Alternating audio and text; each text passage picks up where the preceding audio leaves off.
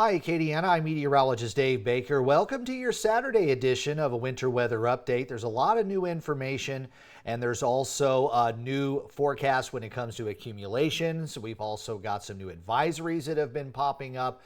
So we've got a lot to talk about here on a Saturday, and today's going to be a really good prep day, at least for the very, very cold weather. There's a lot of things that might need to be done, pulling in plants, securing pipes and things like that, and temperatures today are plenty mild, and there's going to be a lot of sunshine today, so it's really going to be a nice day to get those preps done. And you can see that high and low there on the left. We should be topping out around 70 here in Lafayette, but it's going to get blustery tonight as that cold front starts to slide through. Again, it is quite hard to believe what a beautiful day that we've got out here in Acadiana, and the fact that we're going to be preparing for what could be a historic winter storm here along the Gulf Coast.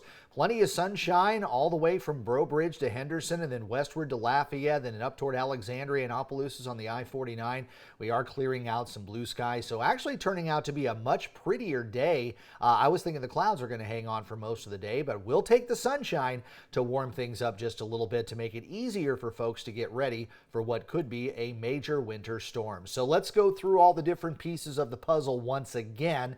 Last night we did have some rain, and we've got a bit of a front that kind of slid through. I wouldn't say really a front, just kind of a disturbance moving through. And we've got a little bit of Pacific air rather, that's coming in from the west. So that is not necessarily the cool stuff. The colder stuff is still back here, kind of toward the northwest. If I can get this telestrator to ever work for me, I'll see that colder air that will be pushing in. So areas of southeastern Texas may start to feel the effects of this maybe early this afternoon, and then the rest of us are probably going to start to feel the effects of it late this afternoon, evening hours, and by overnight you're going to notice that a cold front has come through, and all that cold air is up here, and it's going to be sagging off toward the south, and it's going to be reinforced because that polar vortex is really kind of wrapped up there down toward the southern part of the Great Lakes, and we pretty much got an open door straight here from the North Pole, so we're going to continue to see that cold air continuing to slide southward. And also keep in mind, there's a pretty good snowpack here on the ground across the upper Midwest, even going down into Kansas. So any of that cold air should manage to stay fairly refrigerated as it pushes down toward the south. So the polar vortex is starting to make its dive toward the south. It's really got a good grip on the central and eastern Canadian provinces and will continue to push southward. This is the upper level pattern that we're looking at for right now. And then as we get into Tuesday, notice how that upper pattern really starts to drop off. Those are the colored areas is the upper level pattern. But at the surface, we've got that cold dome of high pressure that's going to be shoving off toward the southeast.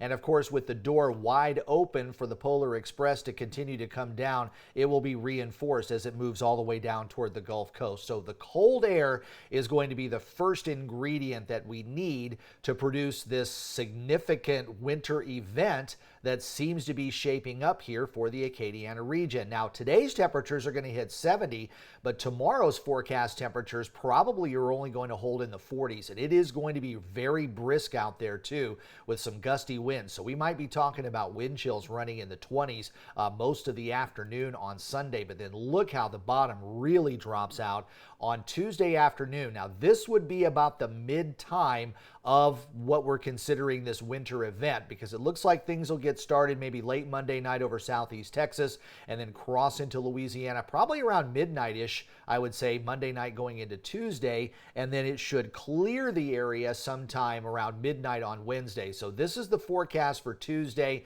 at noon, and you can see temperatures all across Acadiana are well below freezing. In fact, we're talking about mid to upper 20s, which for the most part would be a much better scenario for us, even though we don't handle cold too well here in South Louisiana. When it comes to the precip, the colder we are at the surface and the colder we are in the mid and upper levels of the atmosphere, if that whole column is below 32, then we're going to be talking about snow. If it starts to warm up or starts to get a little bit closer to that freezing point, then we might be mixing in some sleet and some freezing rain, that's more of a bigger problem. But as of now, most of the computer models do seem to be pointing toward a snow event with maybe a bit of a mix of some sleet as you get down toward the coast. Now, the National Weather Service over in Lake Charles has issued a winter storm watch, and that's going to kick in midnight Tuesday, go through midnight Wednesday.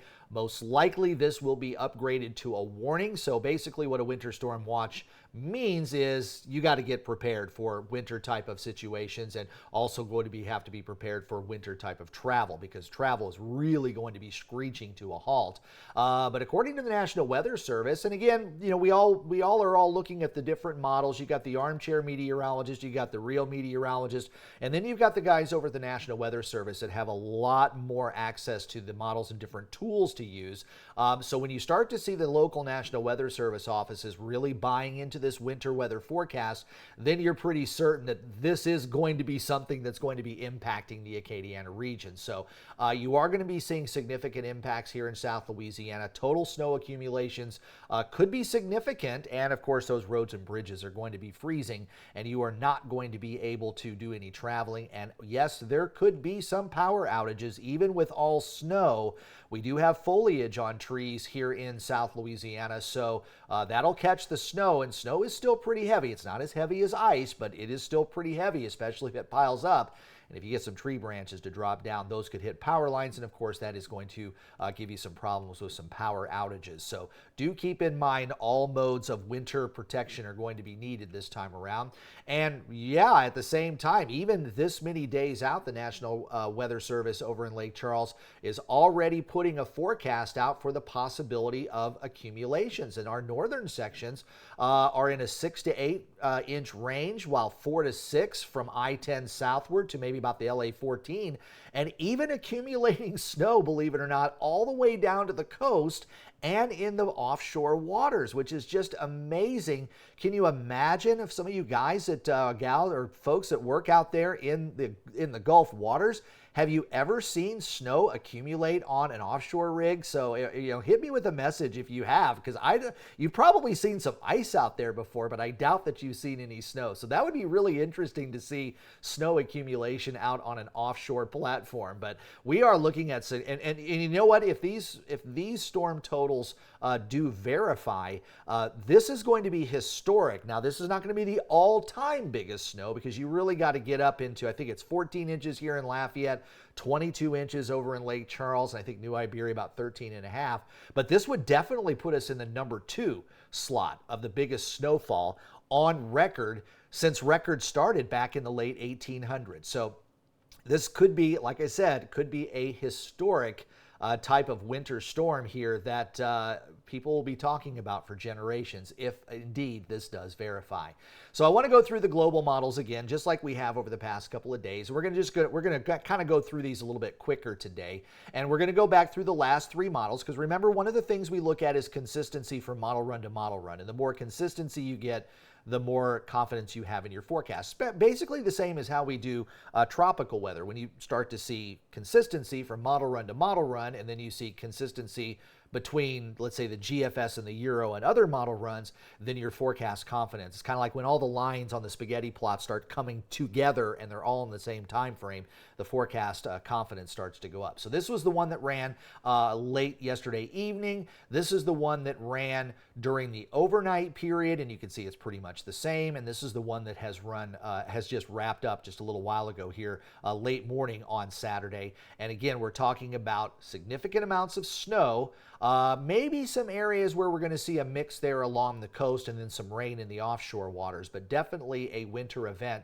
seems to be shaping up. And this is what the snow totals are. And again, this is a mix of snow and sleet, so there could be a little bit. And then you also have to keep in mind this is running with a 10-to-1 liquid ratio, and that's kind of where you're talking about where in the mountains, if you're a skier, you know that the snow is fluffy powder, and a half an inch of measurable rain could equate to 10 inches of snow easily there, while here an inch might equate to more like 6 to 8, because it's going to be a heavy wet snow and it packs down. So you might not see the depth, but you're still going to have the amount of moisture that's in there. So again, this kind of falls a little bit above what the National Weather Service forecast is showing, and they may be taking into consideration the packing of the snow if it is a heavy wet snow. Also wanted to look at the sounding here just to kind of show you what the column of air, according to the GFS, this is the ground here at the bottom. This is higher up in the atmosphere.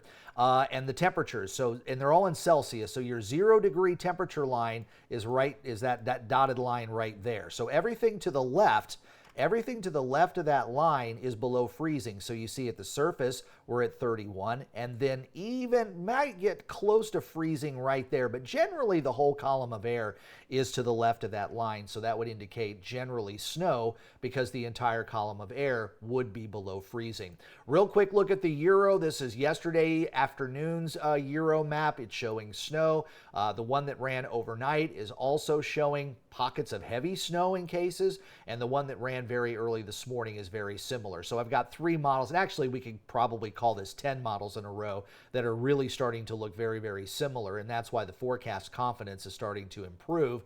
And as far as the Euro's storm totals, they're still looking very similar to what the National Weather Service official forecast is, somewhere in that 6 to 8 inch range in some of the areas of central and northern parts of Acadiana. Might even be a little bit more if you can get some heavy bursts of snow there too. But again, it's going to depend on the moisture content and how heavy this snow is and if it does pack down. But certainly we are going to be seeing accumulating snow, and it looks like the chances for that is starting to get pretty much close to 100%.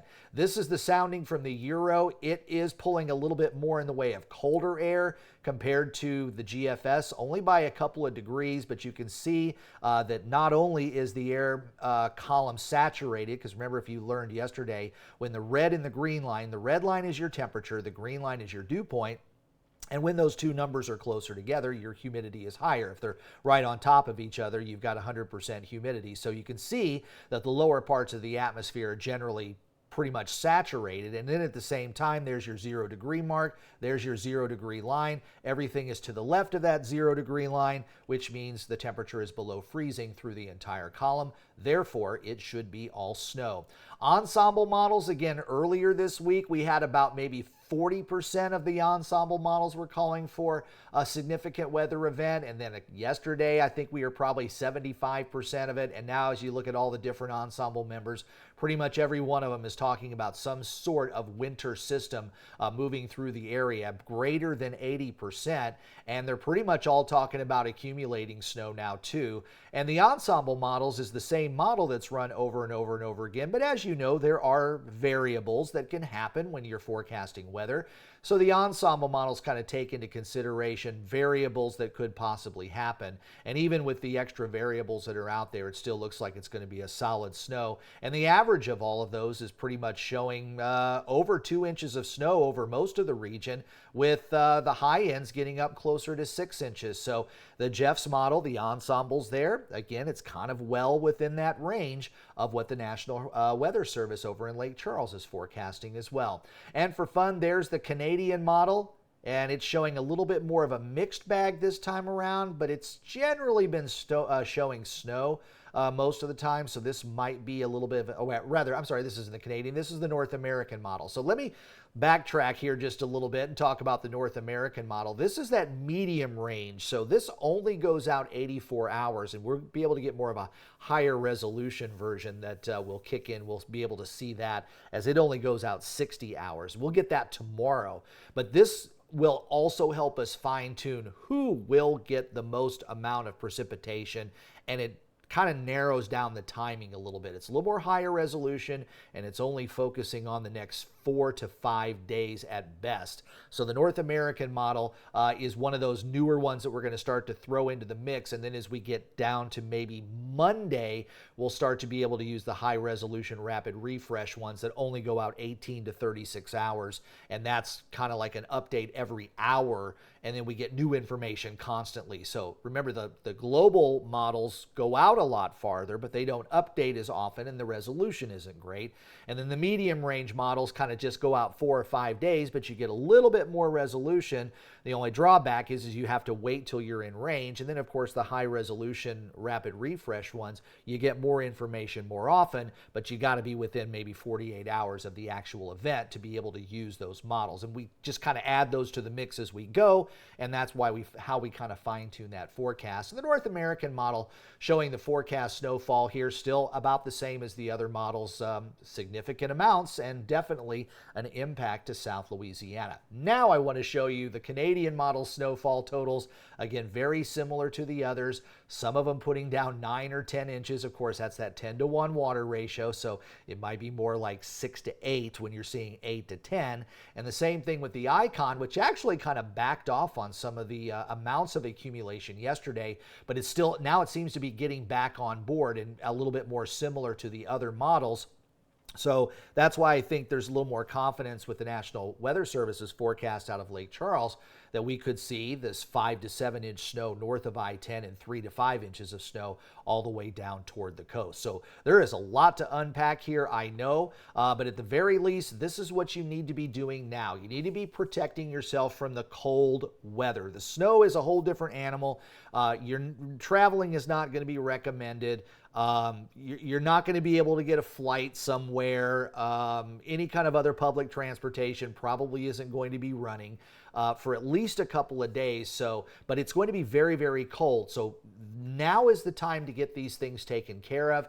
Plants are definitely going to need to be protected, or at the very least brought inside. If you have exposed pipes, you do need to insulate those, and try to get those things done today. And the reason is because we're going to hit 70 degrees. It's going to be quite comfortable out there. Tomorrow, it's going to be blustery. If you can't do it until tomorrow, the weather's going to be dry. And the same thing goes for Monday. You'll still be able to do outside prep stuff on Sunday and Monday, but it's just going to be it's not going to be as comfortable because it's going to be so cold and windy out there. Pets, they always love a nice warm place to be, and if you've got livestock or pets that do stay outside, make sure there is some shelter and also ensure that their water does not freeze. And then when it comes to your family, make sure you've got the supplies that you need, probably for about next 2 to 3 days. You're not going to need 6 weeks worth of toilet paper or, a year's worth of milk. Get the things that you need. Try not to panic buy, but the stores are going to be crazy, I know, over the next couple of days.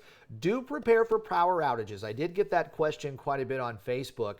Ice obviously is a lot worse than snow, but when we're talking about heavy snow that could weigh down tree branches, you can have tree branches that break, which of course could hit power lines, and then you're going to have sporadic power outages. But I would be prepared for some power outages because the vegetation here has never experienced snow like what these forecast totals are doing, and trees may be weak enough to break those branches. So power outages are going to be sporadic, hopefully not widespread, but I think there is a certainty that we're going to see at least some power outages here over the next, as we go into Tuesday and Wednesday. Make sure you check on your neighbors, check on the elderly and other vulnerable folks just to make sure that they are okay. So we've got a big winter weather event. I know on one hand, there's a lot of people who are excited because it's something that we've never seen before. I have to say I'm a bit excited to see these forecasts coming together that are still showing snow. I've been here for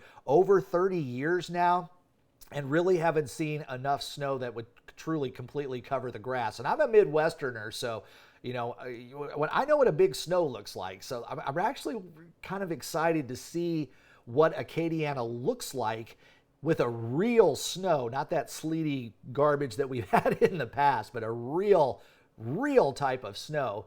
But on the other hand, you need to be prepared for the very cold conditions, the possibility of some power outages, and you're probably going to be stuck for a little while. I've said, don't think about driving in winter conditions until folks here in Acadiana can learn how to drive on a beautiful sunny 70-degree day. And you're probably the same as I. Everybody else is a lousy driver, and you're the best driver in the whole wide world. But just don't drive when this winter weather starts to come in. It's not recommended. The roadways are going to be slick. The bridges and overpasses are going to be closed. So just do not travel when we get into this winter storm.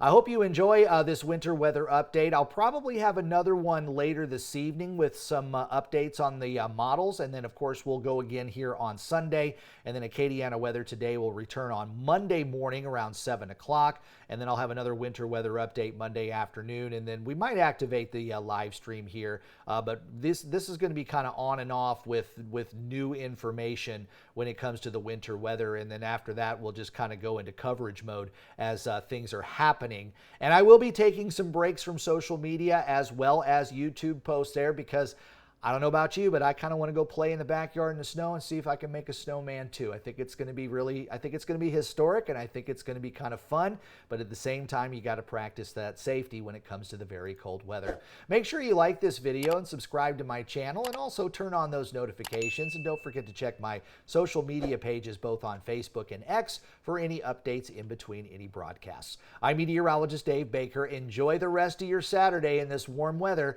and we'll talk more about it later tonight and into Sunday.